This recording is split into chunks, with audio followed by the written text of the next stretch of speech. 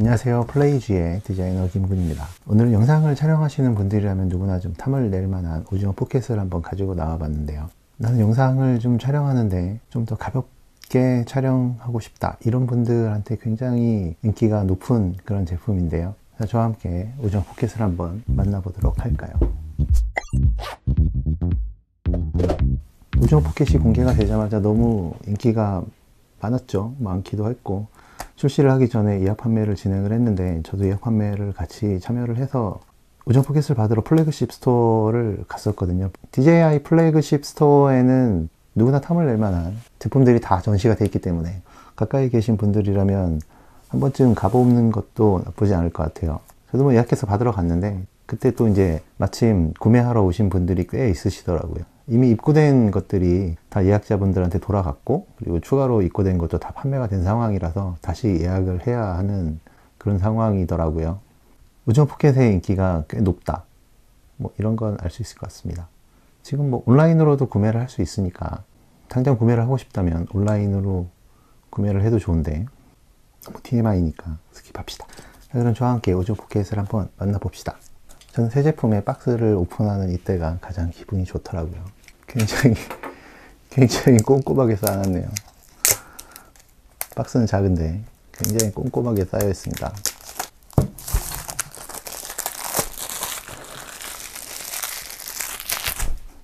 가격에 비해서는 굉장히 박스가 작긴 한데, 손에 값어치를 하게 될지는 아직 잘 모르겠네요. 자, 박스를 한번 열어보도록 하겠습니다.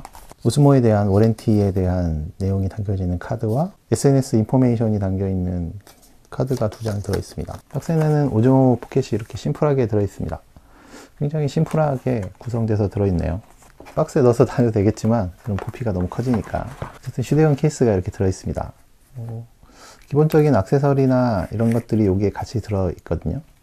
기본적인 케이스가 들어있긴 한데, 별매로 판매되는 액세서리가, 충전 케이스를 겸하는 액세서리가 판매가 되고 있어서 그걸 구입해서 다니는 게 훨씬 좋을 것 같기는 해요. 일단 기본 액세서리는 한글로도 되어 있네요.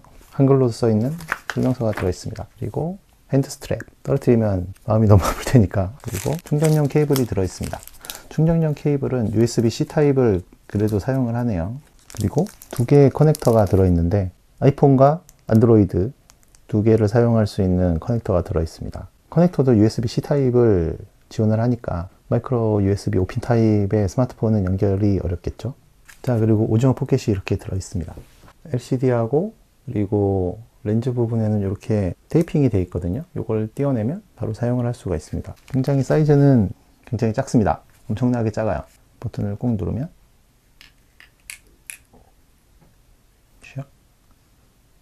움직이면서 전원이 켜졌습니다. 일단은 터치 스크린으로 되어 있어서 이렇게 움직이면서 언어를 설정할 수가 있게 되어 있어요. 한국어도 물론 지원을 합니다. 일단 LCD는 이렇게 켜졌고, 부드럽게 움직이면서 영상을 촬영할 수가 있도록 해줍니다. 다시 한번 껐다 켜볼까요? 전원을 켜면 짐벌이 자리를 잡으면서 이렇게 세팅이 됩니다. 일단 아직은 전원만 켰기 때문에 아직 오징어 포켓이 활성화되어 있는 상태는 아니거든요. 오징어 포켓의 전용 앱에 연결을 해서 활성화를 시켜야 비로소 그때부터 사용을 할 수가 있습니다. 그리고 여기 보면 커넥터에 커버가 있거든요. 이 커버를 빼내고 자신의 스마트폰에 맞는 그런 커넥터를 여기다 연결을 해서 스마트폰이랑 연결을 하게 되어 있습니다. 그리고 하단에 보면 충전 단자가 있는데, 어쨌든 충전 단자밖에 없어서 일반적인 삼각대나 이런 데 고정해서 쓰기는 힘들게 돼 있어요.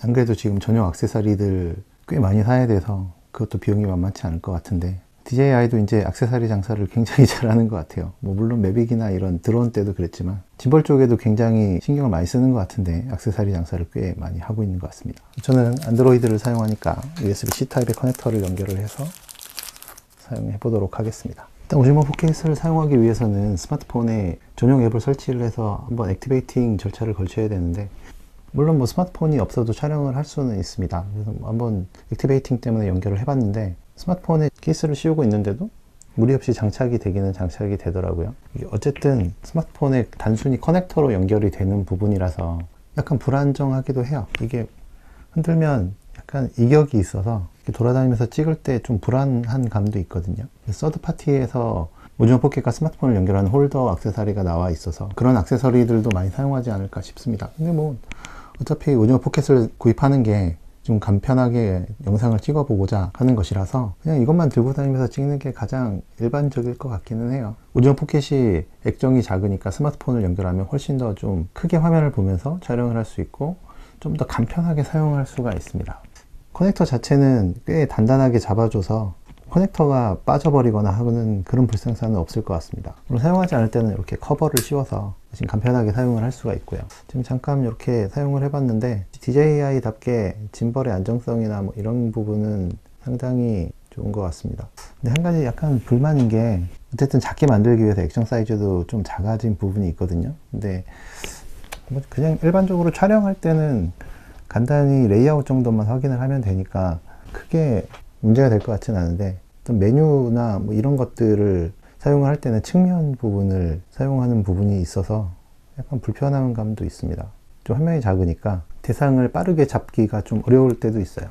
버튼은 이렇게 촬영 버튼과 옵션 버튼의 두 가지만 가지고 있어서 상당히 사용하기는 편리하게 돼 있어요. 녹화를 하고 싶을 때는 녹화 버튼만 누르면 바로 녹화가 되고, 그리고 버튼을 눌러서 사진을 찍거나 중앙으로 복귀, 두 번 설정하면 중앙으로 복귀가 되고, 세 번 누르면 이렇게 네 방향으로 화면을 돌릴 수가 있습니다. 셀피 영상을 찍을 때는 자동으로 자신의 얼굴을 트래킹하기 때문에 굉장히 빠르게 풍경을 찍다가 셀피를 찍는다거나 뭐 이렇게 할 수가 있습니다.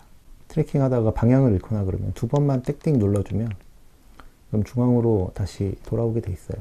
짐벌이 움직이는 속도도 굉장히 빠르고, 그리고 간단하게 여기서도 LCD 창이 있으니까 다양하게 설정들을 변경을 해줄 수가 있어서 굉장히 편한 것 같아요. 근데 제가 지금 촬영한다고 한 1시간 정도 켜놨는데 발열이 좀 어느 정도 있어요.